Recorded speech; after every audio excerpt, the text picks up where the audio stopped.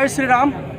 આજે 22 જાન્યુઆરી 2024 નિમિત્તે અયોધ્યા રામલલા પ્રાણ પ્રતિષ્ઠા મહોત્સવ નિમિત્તે આજે રાજપાડી ગામમાં એક શોભાયાત્રાનું આયોજન કરવામાં આવ્યું છે, જેમાં 2 થી 3 હજાર માણસ શોભાયાત્રા જોડાઈને પ્રભુ શ્રી રામલલાના પ્રાણ પ્રતિષ્ઠા મહોત્સવ નિમિત્તે જોડાયા અને આનંદોત્સવ જેવો માહોલ ઊભો કર્યો।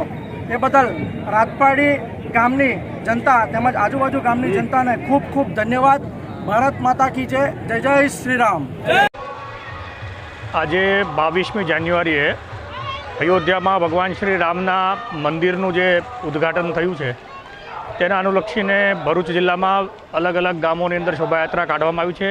એ અનુસંધાને આજે રાજપારડી પોલીસ સ્ટેશન વિસ્તારમાં શોભાયાત્રાનું આયોજન થયું છે। તેમાં ભરૂચ પોલીસ વડા શ્રી મયુર ચાવડા સાહેબના નેતૃત્વમાં એક ડીવાયએસપી, એક પીઆઈ અને 3 પીએસઆઈ અને લગભગ 101 જેટલા પોલીસ અને હોમગાર્ડ જીઆરડીના સ્ટાફનો આ યાત્રામાં બંદોબસ્ત રાખવામાં આવેલો છે।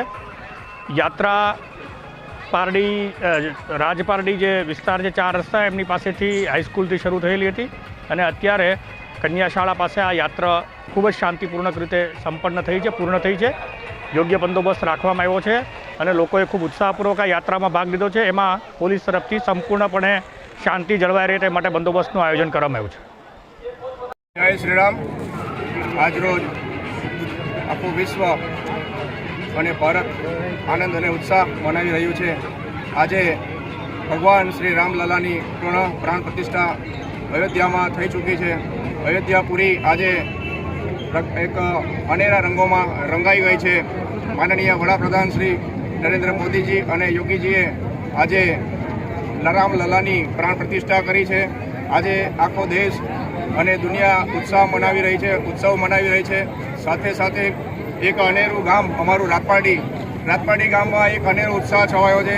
લગભગ 1 અઠવાડિયાથી જાણે દિવાળી ફરી આવી ગઈ હોય એ રીતના રાજપાડી ગામમાં દિવાળીનો માહોલ જોવા મળી રહ્યો છે અને ભગવાન રામલલાના રંગમાં આ આખું ગામ રંગાઈ ગયું છે। 500 વર્ષની પ્રતીક્ષા આ હિન્દુ સમાજે આજે મોદી સાહેબે એક અનેરી ભેટ આપી અને આ હિન્દુ સમાજને રામલલાની પ્રાણ પ્રતિષ્ઠા કરી અને પૂરી કરી છે। તો હિન્દુ સમાજમાં સમગ્ર ભારત દેશમાં અને સમગ્ર વિશ્વમાં એક અનેરો ઉત્સાહ છે। સાથે સાથે આ હિન્દુ સમાજ ઘણા બધા બલિદાનો આપી ચૂક્યો છે। ભગવાન રામલલાના મંદિરના જે વિધ્વંસ થયો હતો એને પુનઃ પ્રતિષ્ઠિત કરવા માટે તો આજે એ કાર સેવકોને પણ યાદ કરવા જોઈએ, જે લોકોએ ભગવાન રામલલાની પ્રતિષ્ઠા માટે જે લોકોએ બલિદાન આપ્યા છે એમને પણ આજે યાદ કરવા જોઈએ।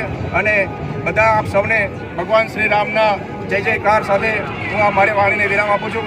જય શ્રી રામ।